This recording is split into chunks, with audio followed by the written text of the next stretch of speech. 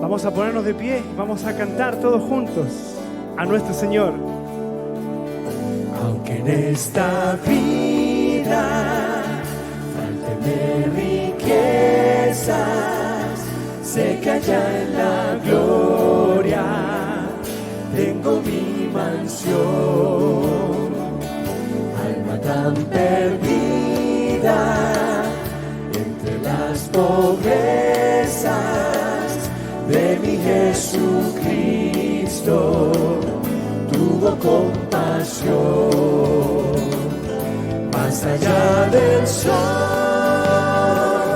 más allá del sol, yo tengo un hogar, hogar, bello hogar, más allá del sol, más allá del sol, más allá del sol, yo tengo un hogar, hogar, bello hogar, más allá del sol. Visto cada raza de linaje humano puede impartirle plena salvación. Una bella casa hecha por su mano fue a prepararle a la salvación. Más allá del sol, más allá del sol, yo tengo un hogar, hogar, bello hogar, más allá del sol, más allá del sol, más allá del sol, yo tengo un hogar, hogar, bello hogar, más allá del sol, más allá del sol, más allá del sol, yo tengo un hogar, hogar, bello hogar, más allá del sol. Amén, gloria a Dios, amén. Querido Señor que estás en el cielo, qué alegría poder venir a tu casa en esta mañana. Qué alegría estar junto a nuestros hermanos que también te adoran, que tú has elegido y que te aman. Pero Señor, sobre todo reconocemos hoy tu amor por nosotros. Es por eso que venimos aquí.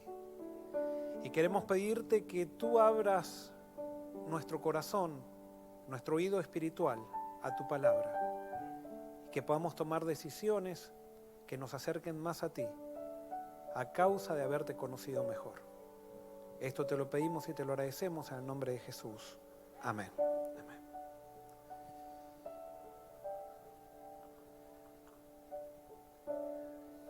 Quiero desearles a todos un feliz sábado. Estamos, por la gracia de Dios, en un sábado bastante atareado. Anoche tuvimos una reunión con los jóvenes aquí en la iglesia y fue la primera vez que pude reunirme. El pastor Gaitán me invitó y realmente tuvimos una reunión muy, muy linda. Me quedé sorprendido del lindo grupo de jóvenes que hay aquí en la iglesia. Esta mañana tuvimos una reunión con todos los maestros de célula. Tuvimos un desayuno y también estuvimos contentos de ver el entusiasmo que hay.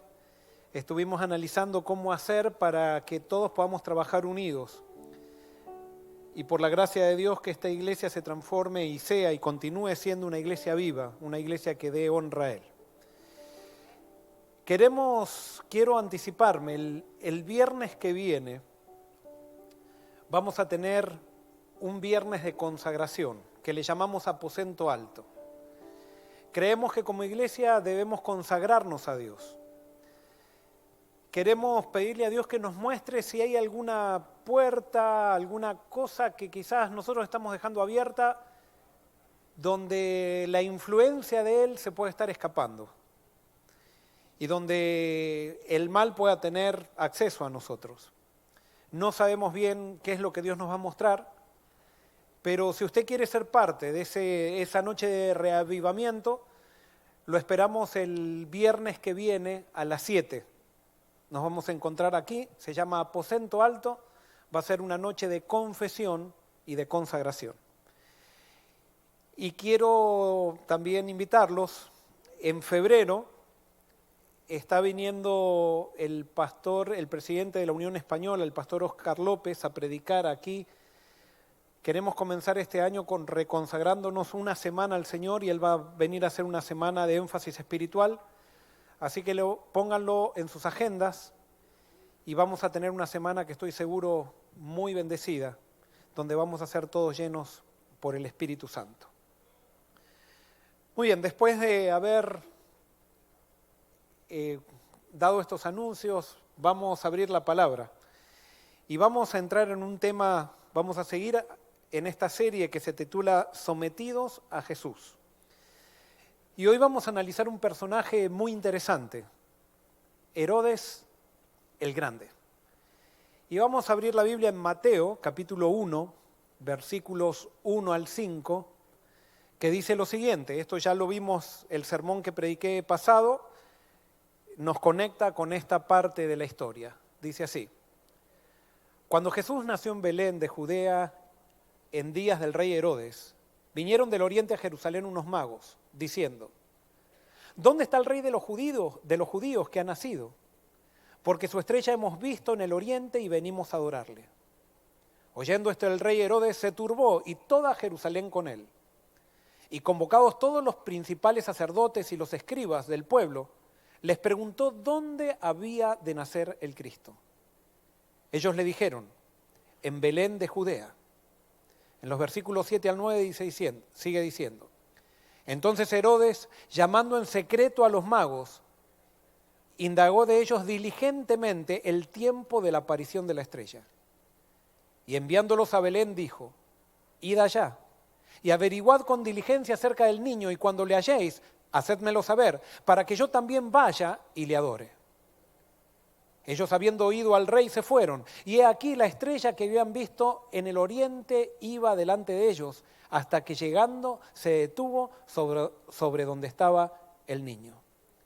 Pero siendo avisados, versículos 12 y 16, dice así: Pero siendo avisados por revelación en sueños que no volviesen a Herodes, regresaron a su tierra por otro camino.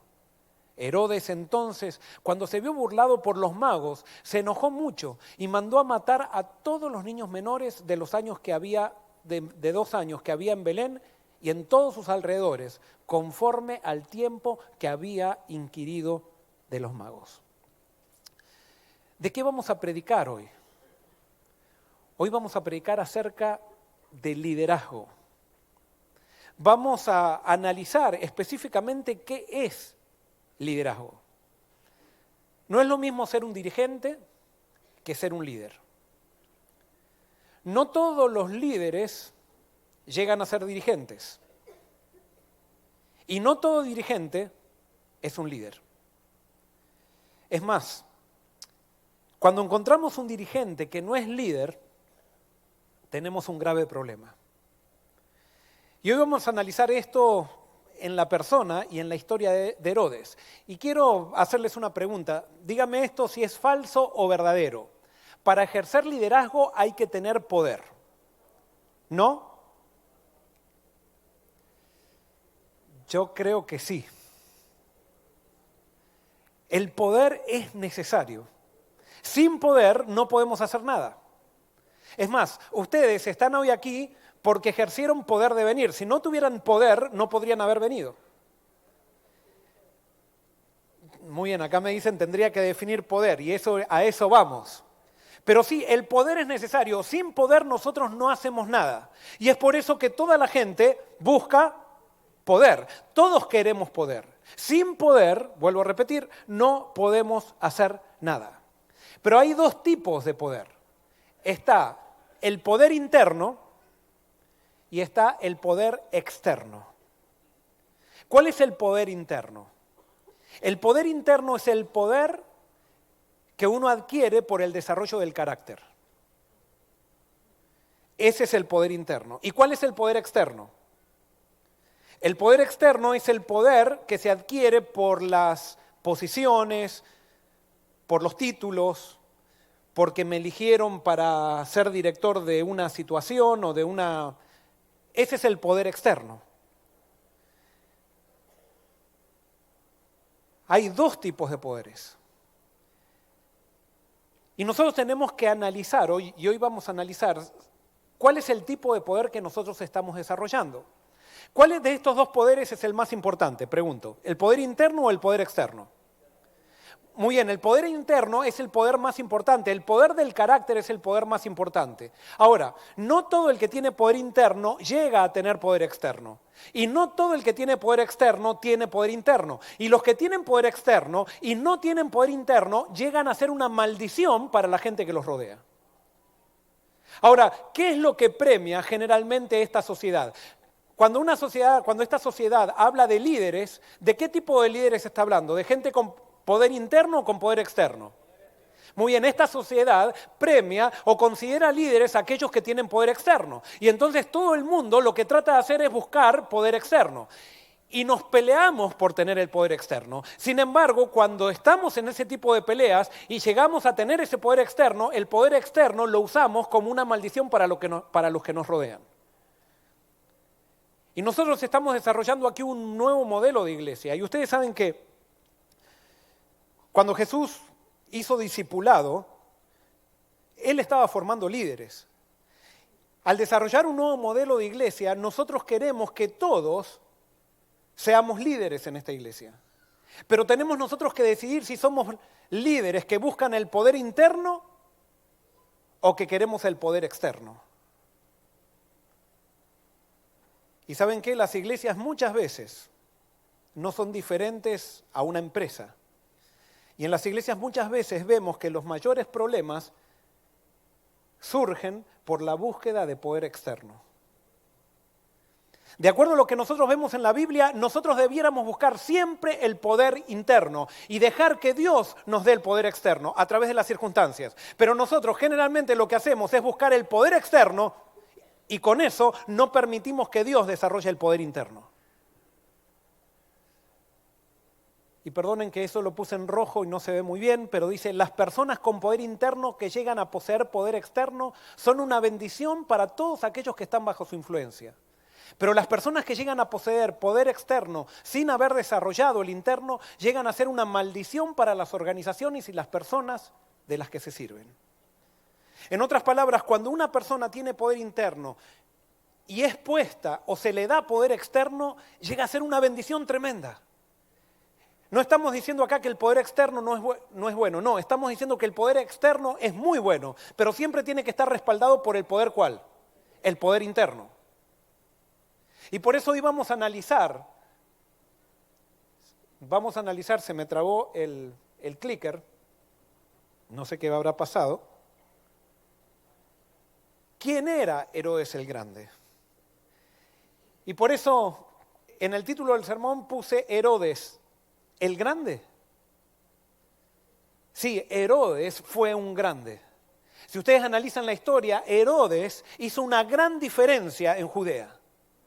De acuerdo a los parámetros que esta sociedad evalúa lo que es un verdadero líder. Totalmente equivocado. Pero vamos a ver algunas cosas que hizo Herodes el Grande. Él fue hijo de un oficial idumeo convertido al judaísmo. O sea, los judíos conquistaron Edom y entonces el padre o el abuelo de Herodes se convirtió al judaísmo. Pero no era judío de nacimiento, sino que era judío por conversión la familia. Y después el padre de Herodes fue puesto como regente de los negocios en Judea por el César, porque era amigo de Julio César. Gracias a la influencia de su padre con Julio César, es nombrado gobernador de Galilea. O sea, Herodes es puesto como gobernador de Galilea. Fielmente colectó los impuestos para Roma y limpió de bandidos la región. ¿Cuál era la característica? ¿Cómo se destacaba? Porque así se destacan en esta sociedad los dirigentes de esta sociedad. A Herodes lo que le interesaba era quedar bien con Roma. Era quedar bien con el poder que estaba reinando. Entonces hizo todo lo posible para quedar bien con Roma. Entonces, él colectó impuestos para Roma y lo hizo fielmente. Y entonces cuando Roma veía que él colectaba los impuestos tan bien para Roma, lo premiaban. Sacó a todos los bandidos de Galilea e hizo una gobernación que Roma lo aplaudió y lo promovió, porque él trabajaba para Roma. Y es más, este tipo de dirigentes como Herodes el Grande, él trabajaba para Roma y no le interesaba quedar mal con los judíos que él decía que era judío. Él podía pisotear judíos con tal de quedar bien con Roma. ¿No han visto ese tipo de dirigente? Que le interesa solamente agradar al que está arriba. Por supuesto, Herodes tenía un problema. Él agradaba a Roma, pero también quería quedar bien con todos. Era un hábil diplomático en el arte de quedar bien con Roma. Fue tan exitoso que fue nombrado rey de Judea por el Senado. Fue muy amigo de Marco Antonio. Marco Antonio era el novio ¿de quién era? De Cleopatra. Pero cuando Marco Antonio perdió él defendió a Marco Antonio, pero hubo una guerra entre Octavio Augusto y Marco Antonio, y Octavio Augusto venció a Marco Antonio, y Octavio Augusto llegó a ser César Augusto.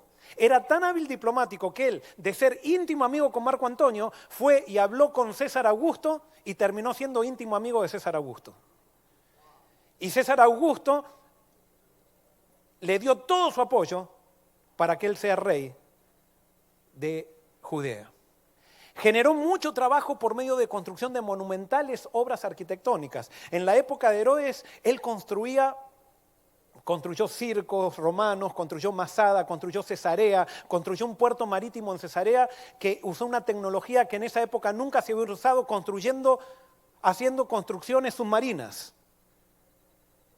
Fue admirado por todo el mundo y la gente venía de diferentes países y como a él le gustaba quedar bien con la gente, a la gente le decía, ¿ustedes quieren que les construya un circo en su país o en su región? Y él entonces iba y les prometía y iba y construía circos para otras personas, construía edificios para otros reinos y todo el mundo lo aplaudía. Por eso se le llama Herodes el ¿qué? El Grande. Reconstruyó el templo de Dios en Jerusalén con el fin de quedar bien con los judíos y de tener una capital que sea digna de su dignidad y grandeza. O sea, ya había quedado bien con Roma y ahora dijo, bueno, ahora no puedo, porque los judíos no lo querían para nada. Porque los judíos saben por qué no lo querían, porque decían que era idumeo. Y él que había sido convertido, él no era adventista de cuna. Y entonces entonces decía, ahora voy a quedar bien con los judíos. Entonces voy a construir un templo que sea tan grande, y realmente hizo un templo que fue maravilloso y fue considerado como una de las maravillas del mundo. Pero él no lo hizo era el templo de Dios, él decía que era judío y lo hacía para Dios, pero ¿para quién estaba haciendo ese templo? Para su grandeza. Él quería tener una Jerusalén que lo representara a él. Qué interesante, nosotros podemos hacer cosas de Dios para nosotros mismos. Podemos construir un templo para Dios, pero para buscar reconocimiento, ¿quiénes? Nosotros. Reconoció la santidad del templo de Jerusalén usando 1000 sacerdotes como constructores. O sea, como sabía que a los judíos no iban a dejar que cualquiera construya el santuario, él dijo, bueno, solamente el santuario lo van a construir 1000 sacerdotes. E instruyó a los sacerdotes para que se transformen en constructores y fueron sacerdotes los que construyeron el santuario. Y eso a los judíos les parecía muy bien, pero así todos no lo llegaban a querer tampoco. Se confesaba judío y todos sabían que él no comía cerdo, pero tenía una vida disoluta. Era como esos adventistas que dicen, sí, yo no voy a la iglesia, pero sigo dando el diezmo. ¿No han escuchado eso? No, yo hace rato que dejé de ir a la iglesia, pero yo sigo guardando el sábado. Bueno, él se confesaba judío, tenía una vida totalmente disoluta porque construyó también templos para los dioses paganos, hizo circos para que se hagan orgías en los circos, hizo circos para gladiadores. Sin embargo, él decía, yo no como cerdo. Y no lo comía. Era muy fiel en no comer cerdo. Durante su reinado floreció el comercio y las manufacturas de Palestina. Para mitigar una hambruna del pueblo, compró grano de su propio bolsillo. Pasó Judea por un hambre y él mismo de su bolsillo mandó a comprar grano de otros países y lo trajo y alimentó a todo Israel. O sea, ¿hacía cosas buenas? Sí. ¿Para qué las hacía? Una persona puede hacer cosas buenas para otros con el fin de resaltarse a sí mismo. ¿Quién era Herodes entonces? Desde el punto de vista político y cultural, Herodes fue considerado un grande. Nunca, por lo menos desde la época del exilio, después de Babilonia, nunca Judea llegó a un clímax de prosperidad como en la época de Herodes el Grande. Y por eso la historia lo llama como Herodes el Grande. Ahora, ¿quién era Herodes el Grande en su vida privada? Y acá vamos a encontrar algunas cosas interesantes con respecto a Herodes que nos van a mostrar un poco su personalidad. Para congraciarse con los judíos, hizo desaparecer a su esposa Doris y su hijo para casarse con Mariamna, quien era de dinastía amonea o macabea. En otras palabras, como él era idumeo, se había casado con Doris, que era árabe. Y entonces cuando vio que Mariamna era adventista de cuna y sus abuelos habían sido misioneros en el mundo y todo eso, y él se sentía que todos lo criticaban porque él no era adventista de cuna, porque era idumeo, y lo estoy aplicando a nuestro contexto, entonces él dijo, yo quiero ser como un adventista de cuna y voy a casarme con Mariamna, que ella es de hija de misioneros y todo eso. Entonces para casarse con Mariamna, ¿qué hizo? Mandó a matar a Doris y la hizo desaparecer a su hijo. Cuando se casó con Mariamna, Mariamna le pide que nombre a su hermano, a su cuñado, como sumo sacerdote. Y él lo nombra.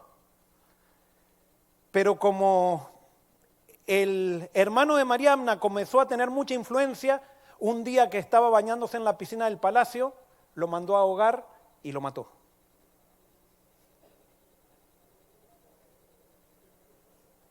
Su suegra, cuando manda a matar a su cuñado, su suegra Alejandra lo acusa ante Cleopatra y Marco Antonio.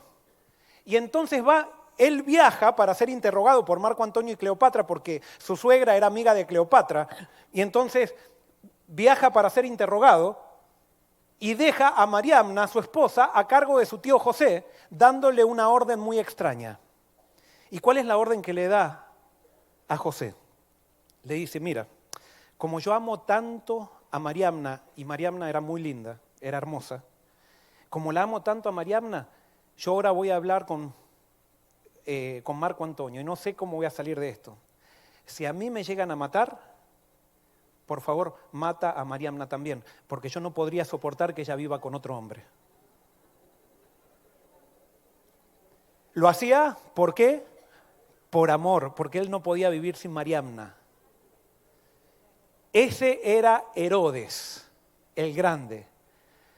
Entonces, cuando él está en Egipto con Marco Antonio, o en Roma, no me acuerdo dónde fue, y con Cleopatra, entonces allí se corre un rumor en Judea de que lo habían matado y que lo habían ejecutado.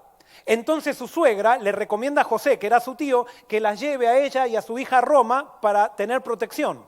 Pero resulta que no lo habían matado nada. Y entonces Herodes vuelve.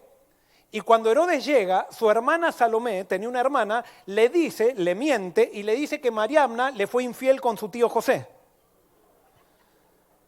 Entonces, después de hablar con ella, la perdona. Es como que dice, está bien, me parece que no es verdad esto, la perdona a Mariamna, pero Mariamna le pregunta por qué dio la orden de matarla, porque José le contó que había dado la orden de matarla. Entonces Herodes manda a matar a José y confina a su suegra. O sea, porque dice, José le contó que yo la mandé a matar, entonces lo mató a José y lo mandó a matar a José. Entonces ahora surge César Augusto en Roma, el nuevo César, y él va a Roma. Y viaja a Roma, y entonces cuando viaja a Roma, va a ver a César Augusto y deja a Mariamna a cargo de Soemus, dándole instrucciones de que si muere, la mate junto con su suegra. O sea, ahora no solamente Mariamna, sino también la suegra. Entonces Soemus parece que se hace amigo de Mariamna, o sea, Mariamna parece que tenía un buen espíritu o no sé qué, o sea, pero entonces Soemus le cuenta a Mariamna que Herodes le dio órdenes de matarla si moría en el viaje, y Mariamna se da cuenta de que Herodes no la ama. Miren cuando Mariamna se da cuenta de que Herodes no la ama. Entonces Herodes llega a casa de Mariamna, lo trata muy fría, o sea, Mariamna lo trata muy fríamente y no desea ocultar el enojo que siente con él. Su hermana Salomé, la hermana de Herodes, aprovecha la oportunidad y le miente a Herodes diciéndole que Mariamna intenta envenenarlo. Herodes decide no creerlo, pero Mariamna no quiere tener intimidad con él y lo acusa de haber matado a su abuelo y a su hermano. Le dice, y es verdad, tú mataste a mi abuelo y mataste a mi hermano. Y estaba muy enojada todavía Mariamna porque él la había dado la orden de matarla a ella si él moría también. Entonces, cuando se entera Herodes de que Mariamna ahora sabía de vuelta que él había mandado matarla, entonces ahora va enojado, toma el eunuco de Mariamna y lo tortura para saber si ella quería envenenarlo. Por ahora tienen que encontrar algo en Mariamna para acusarla. Entonces, ¿qué pasa? El eunuco no sabe de nada de eso, pero ante la tortura le dice que Mariamna está enojada con él por la orden que le había dado Soemus de matarla. ¿Y qué hace Herodes entonces? Herodes manda matar a Soemus y lleva a Mariamna a juicio para aclarar las cosas. Esto parece una de las mejores novelas que ustedes hayan visto. Entonces, escuchen esto, miren esto, qué interesante. La suegra de Herodes, la madre de Mariamna, la acusa a Mariamna de intentar hacerle daño al rey con el propósito de ganarse el favor de Herodes. Ahora la suegra, que había estado peleada con Herodes, se alía con Herodes en contra de ¿quién? De su hija. Mariamna es sentenciada a muerte y es ejecutada. Y Herodes entra en una depresión que lo desgasta por mucho tiempo porque extraña a Mariamna. Acá dicen, los hijos de Herodes y Mariamna estudiaban en Roma y cuando vuelven eran muy apuestos, y como ellos eran hijos de un adventista de cuna y ellos se habían formado medio como adventistas de cuna, entonces hubo gente que empezó a pensar de que ellos podían ser los sucesores de Herodes. Y cuando Herodes se entera de que ellos podían ser sucesores de él, ¿qué hace? Manda matar a sus hijos también. Herodes luego tiene 8 esposas más, pero le costó mucho recuperarse lo de Mariamna. Y quedó con depresión, era un hombre depresivo que salía aparentemente de las depresiones haciendo las grandes construcciones, estando en grandes proyectos, pero continuamente estaba en depresión. Cuando Herodes está por morir, le pide a su hermana Salomé que el día de su muerte ejecute a los principales nobles judíos para que haya duelo en la tierra. Tenía tanta inseguridad de si lo querían o no, que entonces él le pide a la hermana que agarre a 300 nobles judíos y el día que él muera, porque ya se sabía que iba a morir, los ejecute, así la gente lloraba.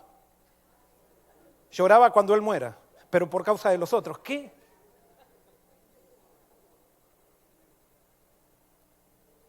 ¿Quién era Herodes el Grande? ¿El Grande? ¿Quién era Herodes el Grande? Herodes el Grande era lo que nosotros decimos, era un pobre tipo.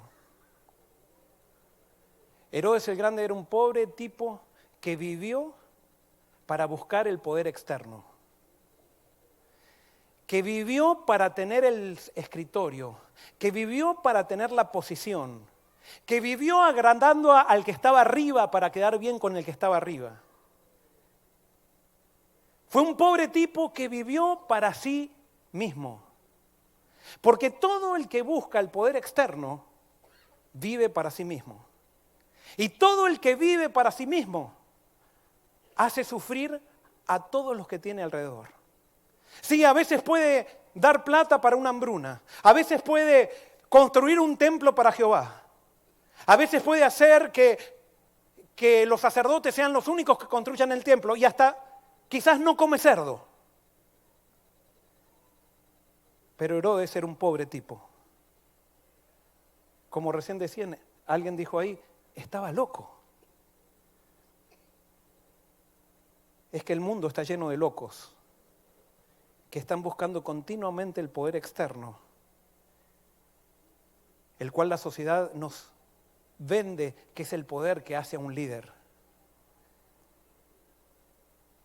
Sí, Herodes hizo progresar a Judea económicamente. Pero gracias a Dios tenemos la Biblia, porque la Biblia no lo define, a pesar que lo nombra como Herodes el Grande, no lo define como un grande, sino que la Biblia define las cosas como realmente son.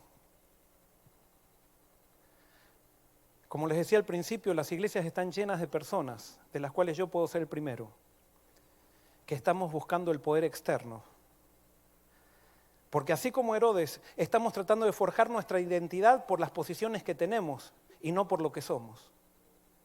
Porque cuando nos encontramos con lo que somos nos damos cuenta que falta algo. Pero en vez de buscar esa identidad en Dios y entregarnos a Dios y quebrarnos a Dios,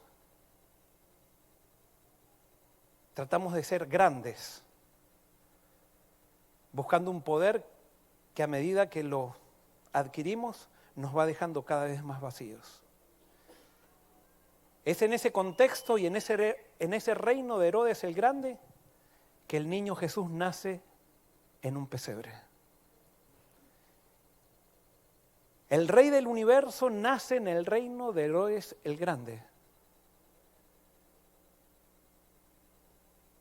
Cuando aparece Jesús en la escena, debemos decidir entre seguir reinando nosotros o entregar el reino a Jesús. Y Jesús vino a nacer en el reino de Herodes el Grande. ¿Para qué vino a nacer en el reino de Herodes el Grande? Jesús vino a nacer en el reino de Herodes el Grande para salvar a Herodes el Grande. Pero vino a mostrar un parámetro de cosas totalmente diferentes. Él no vino a construir templos, Él no vino a construir circos, Él no vino a adquirir títulos, Él no vino como el Mesías que todos esperaban. Él vino como un niño indefenso, a nacer en un pesebre.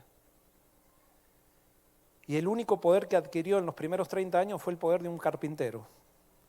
Pero en esos 30 años, ¿qué estuvo haciendo Jesús?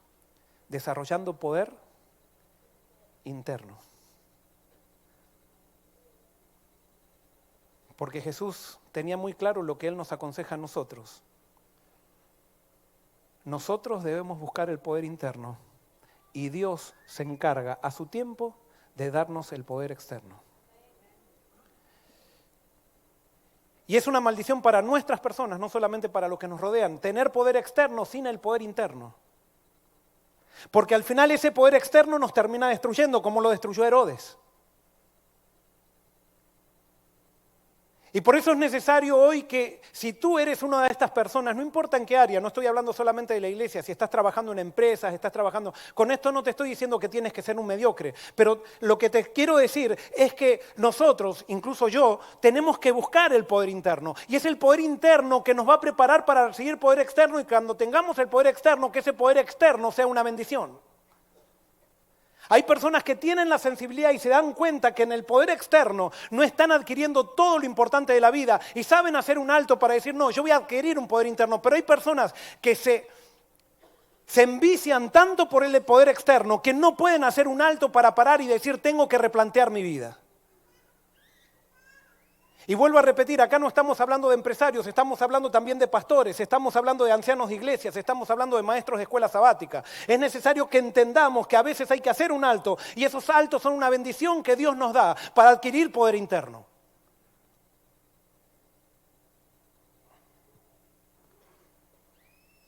Los que estamos o los que están en busca del poder externo, generalmente se chasquean y viven chasqueados.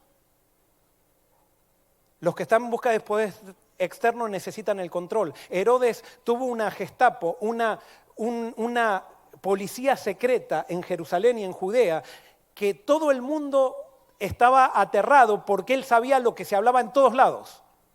Nadie sabía quién era de la policía secreta, pero Herodes en su inseguridad trataba de generar seguridad por control. Y por eso toda persona que trata de controlar a otra persona es una persona insegura. Y es una persona que no tiene felicidad porque el control no lleva a la felicidad. Y por eso nosotros estamos predicando y estamos tratando de instaurar aquí una iglesia que esté fuera del control. Una iglesia donde las personas que hagan las cosas las hagan por la decisión que han tomado con Dios y no porque hay alguien que los está controlando. Pero a veces los cristianos no nos damos cuenta de esto y somos tan inseguros como Herodes el Grande. Podemos, vuelvo a repetir, estar construyendo templos para Dios. Sin embargo, esa inseguridad nos lleva a hacer todo lo que hacemos para estar nosotros en el centro de la escena. Cuando aparece Jesús en la escena, debemos decidir entre seguir reinando nosotros o entregar el reino a Jesús. ¿Podrá haber alguien acá que puede decir que no estuvo nunca buscando el poder externo? Yo no puedo, ojalá me gustaría levantar la mano, pero yo muchas veces busqué el poder externo y me chasqué. Me di cuenta que buscar el poder externo era simplemente una señal de mi pequeñez. Pero yo buscaba el poder externo para ser Joel el Grande.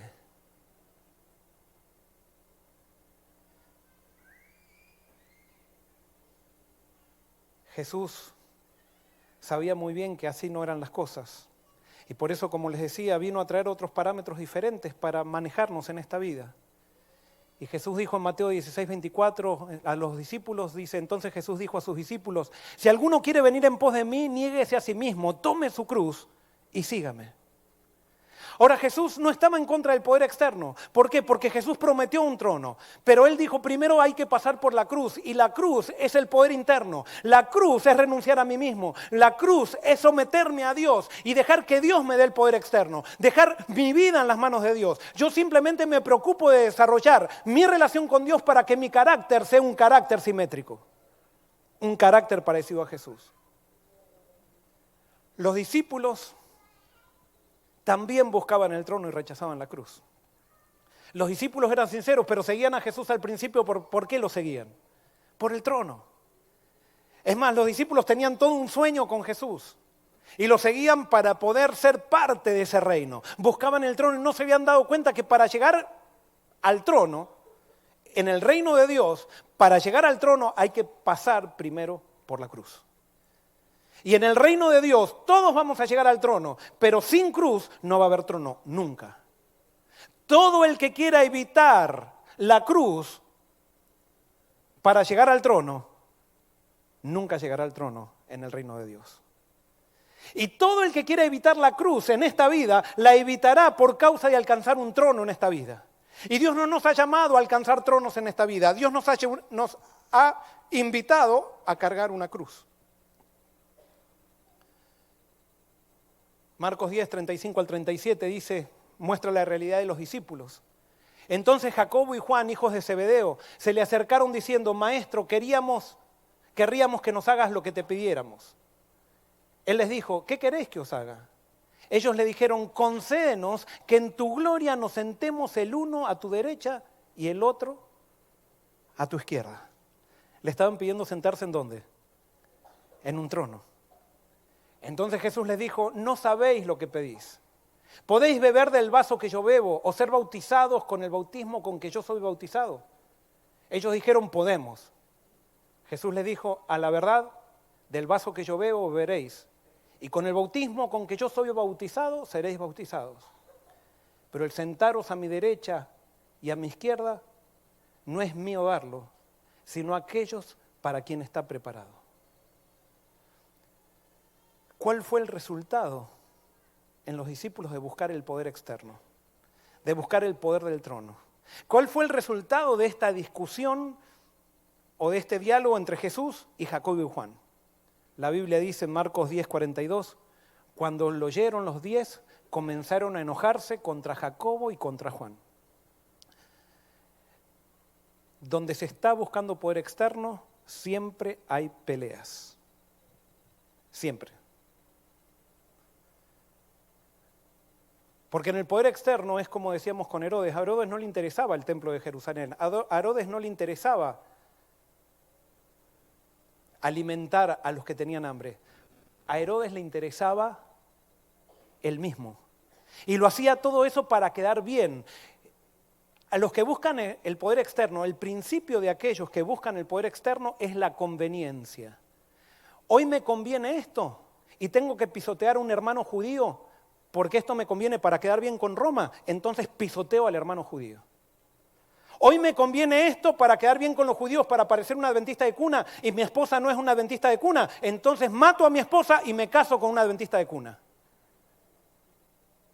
En este mundo lo que cuenta es el principio de la conveniencia y por eso Dios nos ha llamado a nosotros como cristianos a vivir en otra clase de principios. Nosotros no estamos viviendo para la conveniencia, nosotros estamos viviendo para Cristo. Y cuando vivimos para Cristo, vivimos con un principio totalmente diferente. No importa si lo que hacemos nos va a perjudicar, si es lo correcto y es lo que me pide Cristo, lo voy a hacer. Eso es cargar la cruz, eso es vivir sometido a Cristo. Y no podemos usar una empresa espiritual para tapar nuestro orgullo, para tapar nuestra inseguridad. Una empresa espiritual para tapar nuestro deseo de servirnos a nosotros mismos. Porque ¿cuántas personas usan a la iglesia para servirse a sí mismos? ¿Cuántas personas trabajan en la iglesia pero no sirven a Dios? Y esa es la gran calamidad de la iglesia. Es la gran calamidad de la institución cristiana. No sabemos vivir afuera.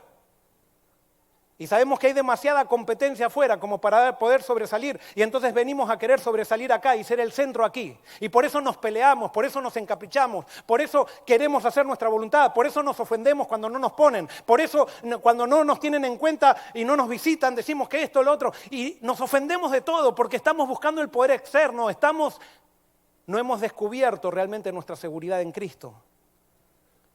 Porque el que vive para Cristo vive para los demás. Y toda persona que vive para los demás está feliz. Una cuestión es una persona que sirva a los demás, como Herodes, que le dio comida a los hambrientos. Pero otro caso es la persona que vive sirviendo, que vive para servir. La persona que vive para servir no es infeliz. Es la persona más feliz que existe. Pero hay personas que sirven para hacerse ver. Y eso Jesús lo denunció y eso no le gustaba a los religiosos. Y por eso Jesús decía, cuando tú des una limosna, que no sepa tu mano izquierda lo que da tu mano derecha. Porque esa es la limosna que realmente vale. Porque no la estás dando entonces para hacerte ver, sino que la estás dando simplemente porque piensas en esa persona y tienes amor por la persona que le estás dando la limosna. Jesús establece los parámetros de su reino. Pero Jesús lo establece y Jesús tuvo la misma tentación que tenemos nosotros. Pero Él establece, me adelanté un poquito. Jesús establece los parámetros de su reino con los discípulos. Y perdonen que puse las letras en rojo, no lo voy a hacer más porque no se ve nada. Pero dice así, mas Jesús llamándolos les dijo, ¿sabéis que los que son tenidos por gobernantes de las naciones se enseñorean de ellas y sus grandes ejercen sobre ellas potestad? Pero no será así entre vosotros. Sino que el que quiera hacerse grande entre vosotros será vuestro servidor. Y el que de vosotros quiera ser el primero será el siervo de todos. No está mal querer ser grande. Es más, Jesús nos llama a querer ser grandes, pero Él nos dice, en mi reino los parámetros son diferentes. Si tú quieres ser grande, tienes que ser ¿qué? Tienes que ser pequeño. Y esas son las paradojas del reino de Jesús. Si quieres ser grande, tienes que ser pequeño. Si quieres ser rico, tienes que ser pobre. Si quieres vivir, tienes que morir. Si quieres nacer, tienes que morir también. Son paradojas del reino de Dios. El reino de Jesús es contracultural. Y si nosotros no estamos dispuestos a ir en contra de la cultura, no vamos a llegar a ser nadie. Si nosotros queremos hacer una diferencia como la iglesia de Forest City, que queremos hacer una diferencia para el reino de Dios, tenemos que movernos en los parámetros del reino de Dios, no en los parámetros del mundo. Pero a veces cuando venimos y traemos acá, no digo que esto pasa acá, pero vamos a una iglesia y traemos a una junta los parámetros del reino, empiezan a decir, pero así no se mueven las empresas, así no se hace allí, así no se hace allá. Es más, hemos llegado a la calamidad que muchas veces dan cursos para pastores y estudiamos las empresas, cómo hacen para crecer. Y eso es algo común ahora. Ve a estudiar un doctorado de ministerio y vas a ver que lo que más se estudia son libros de empresas. No estoy diciendo que está mal eso. Pero tenemos que saber nosotros que nosotros vivimos en parámetros diferentes, nos movemos en parámetros diferentes. Y las cosas que se hagan en una iglesia no van a ser las mismas cosas que se hacen en el mundo. Y cuando digo mundo, me estoy refiriendo a empresas, no estoy hablando del mundo de la droga y todo eso. Pero para llegar a eso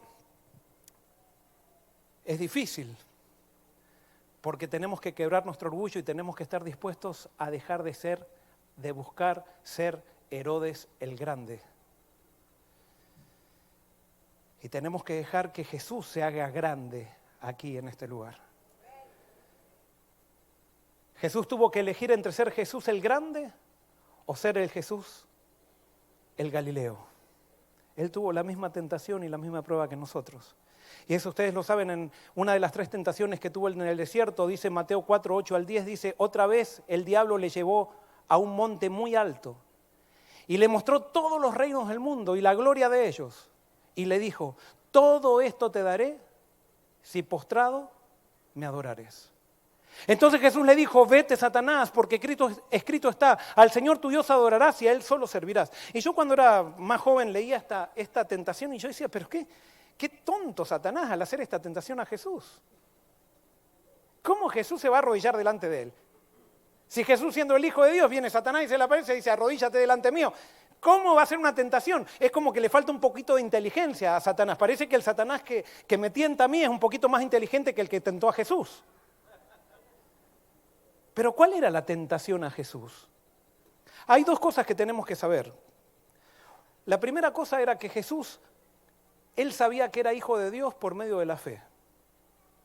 Él no era que sabía que era hijo de Dios porque decía, a ver, me voy a acordar cuando estaba allá en la gloria del cielo y entonces, sí, ahora me acuerdo cuando me estaban adorando todos los ángeles allá, cuando yo me sentaba al lado de mi padre. No, Jesús no se acordaba de nada de eso. Jesús cuando nació como un niño, como nosotros nacemos. Y Él tuvo que aprender por la fe que era hijo de Dios. Él no tenía una visión del pasado para saber que era hijo de Dios. Él tuvo que creer que era hijo de Dios por lo que su madre le contaba.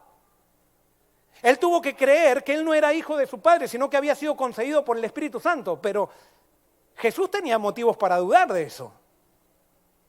Así como ahora mucha gente duda de eso. Pero no te creas que Jesús nació como un superhéroe, que tenía una capita y entonces tenía un problema, tenía que cruzar un arroyo y pegaba un salto y cruzaba el arroyo porque era hijo de Dios. No, Él creció como tú y yo y tuvo que aprender por medio de la fe que Él era hijo de Dios. Como tú y yo tenemos que aprender por la fe que somos hijos de Dios. Fe en la palabra de Dios.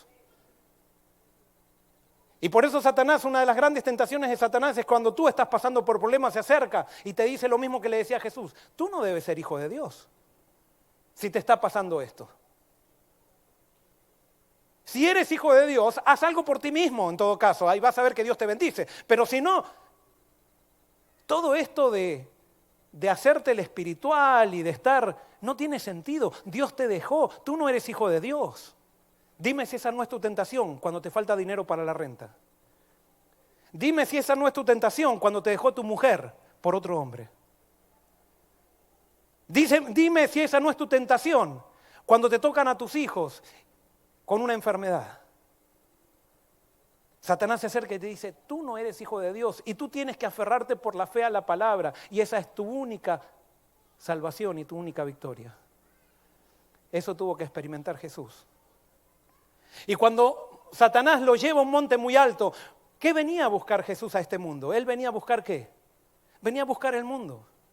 Y Satanás le muestra todos los reinos del mundo y le dice, mira, aquí te muestro todos los reinos del mundo, mira qué fácil. ¿Sabes qué? Solamente tienes que arrodillarte un segundo delante mío y tú no tienes que pasar por la cruz. Lo que Satanás le estaba proponiendo a Jesús era un camino más corto para llegar al poder externo, un camino más corto para llegar al trono. Le estaba pidiendo llegar al trono sin pasar por la cruz. Y esa es la gran tentación que tú y yo tenemos. Todo el tiempo estamos buscando el trono y por eso no nos entregamos a Cristo. Porque no estamos dispuestos a pasar por la cruz. Nos encanta ser cristianos tibios, que están un poco con el mundo y un poco con Cristo, para así un judío que no come cerdo, como Herodes. Pero cuando nos hablan de entregarnos, muy pocas personas se entregan. Y muy pocas personas se entregan porque pensamos que si nos entregamos perdemos el poder externo. Nos encantan los títulos, nos encantan ser el grande, nos encanta que nos aplaudan, nos encanta ser los mejores, nos encanta tener una familia perfecta, nos encanta todo eso, que no es malo en sí mismo, pero que lo ponemos antes de aquello que desarrolla nuestro carácter.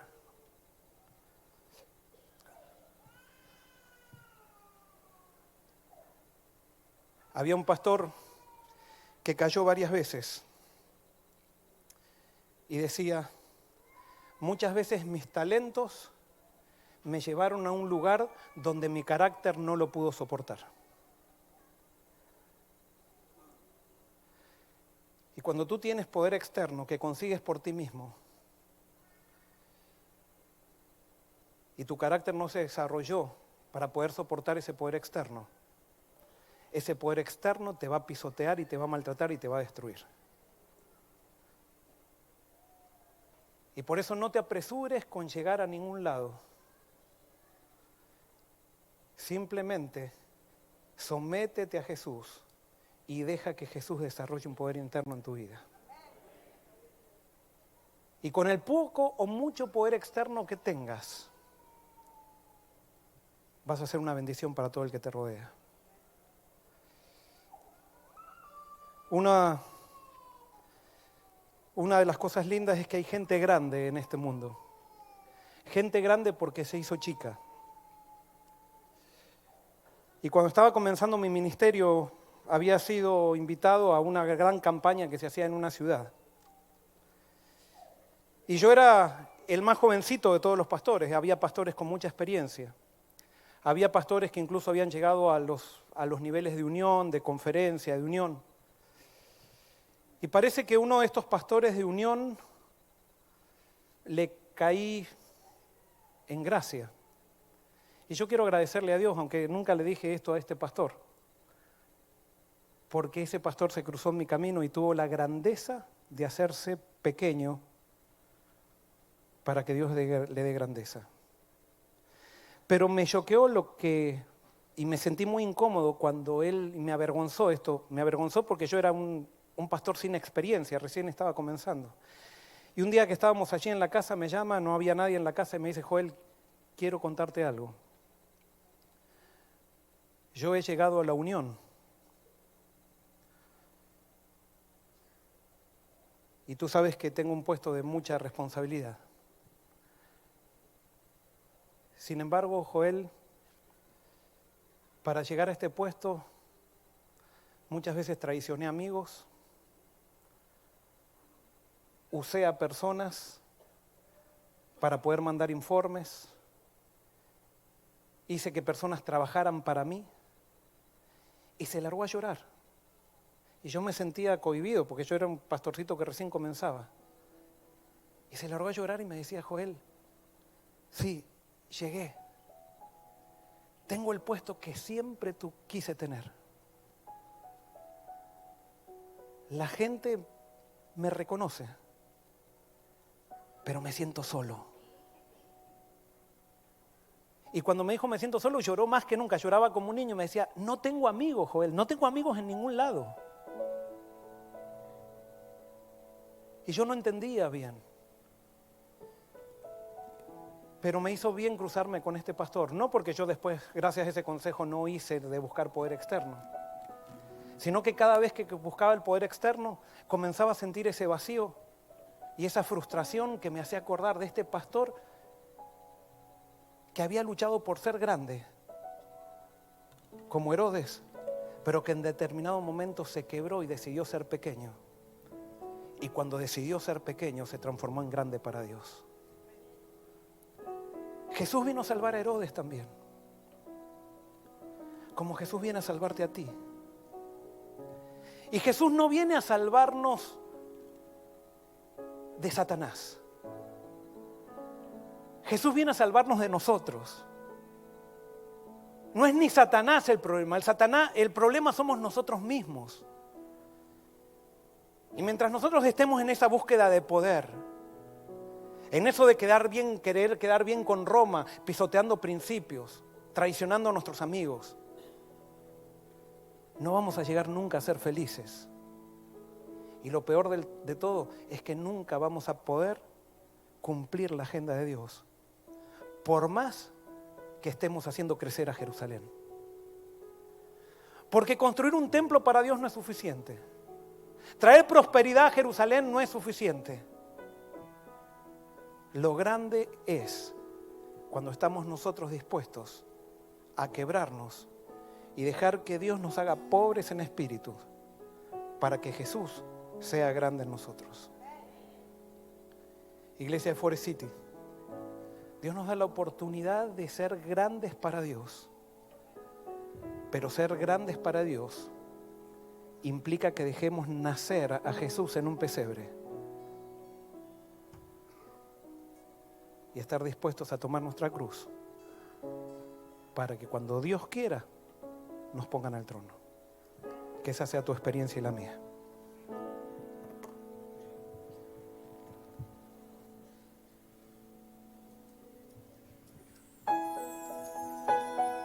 Necesitamos que Jesús venga a nuestra vida, que toque nuestro corazón, toque nuestra vida, para que podamos seguirlo.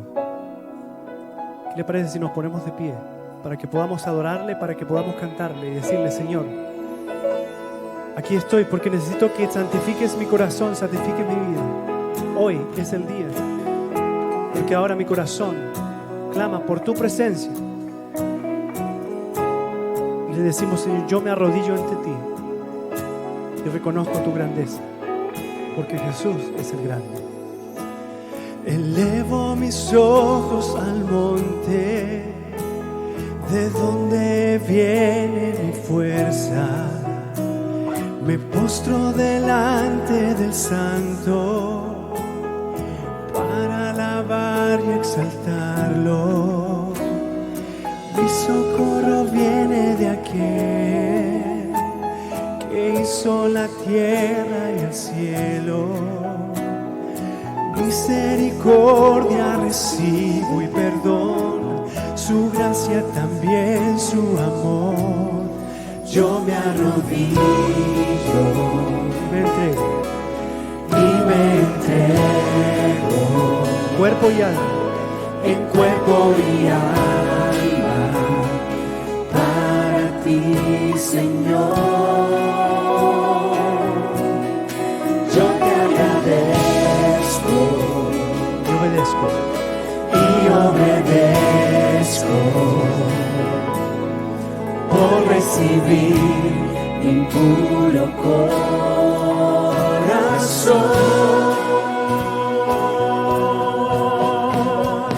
Lava, transforma y purifica todo mi ser. Dame un nuevo corazón quebrantado, mi Dios. Renueva las fuerzas para continuar buscando santificación. Señor, Señor. Cuando las fuerzas se acaban en nuestra vida, Jesús puede renovar las fuerzas que nosotros ya no tenemos. Por eso dejemos que su Espíritu entre a nuestro corazón y que santifique nuestra vida. Porque mientras más pequeños nos hacemos, Jesús más grande se hace en nosotros.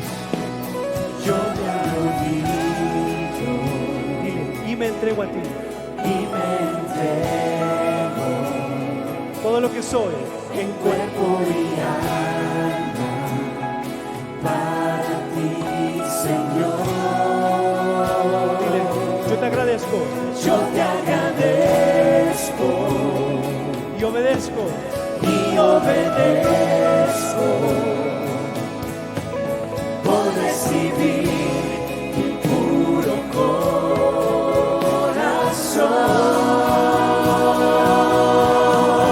Lava, lava, transforma y purifica todo mi ser. Dame un nuevo corazón quebrantado, mi Dios. Renueva las fuerzas para continuar buscando santificación. Señor, Señor. Lava, transforma y purifica todo mi ser.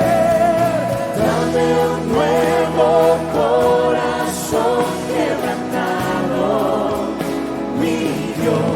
Que renueva las fuerzas para continuar buscando santificación.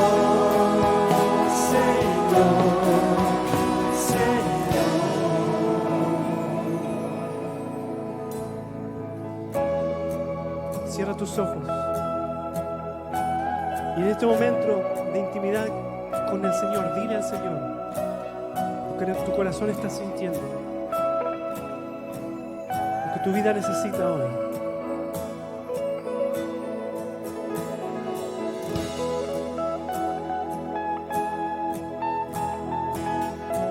Porque no hay nada más en este mundo que el amor de nuestro Señor Jesús en nuestro corazón.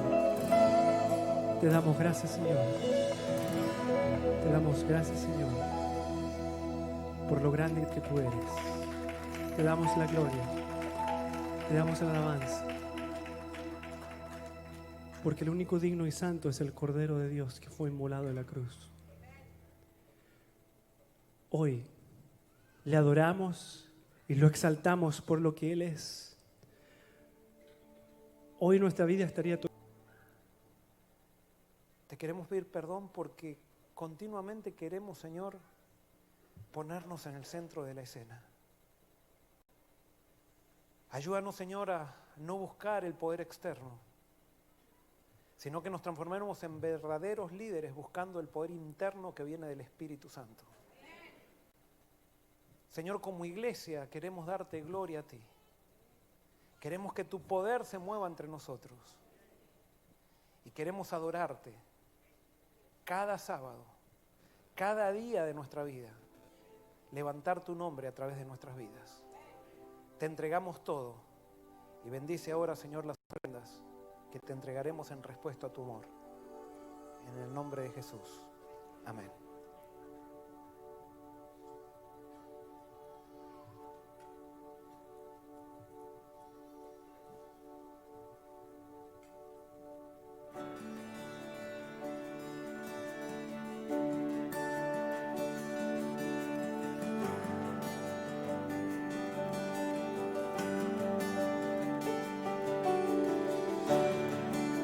There's nothing worth more that could ever come close. Nothing can compare. You're our living hope. Your presence, Lord.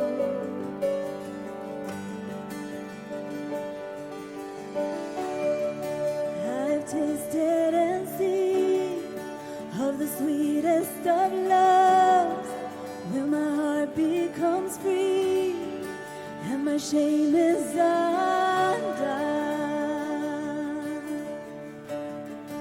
Your presence, Lord.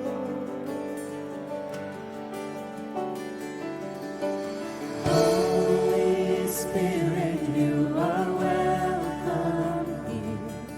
Come flood this place and fill the atmosphere. Your glory, God, is what our hearts long for. To be overcome by your presence, Lord.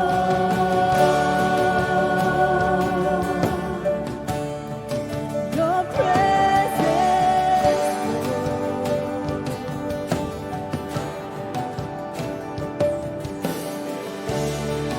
there's nothing worth more that could ever come close. Nothing can compare. You're our living hope. Your presence,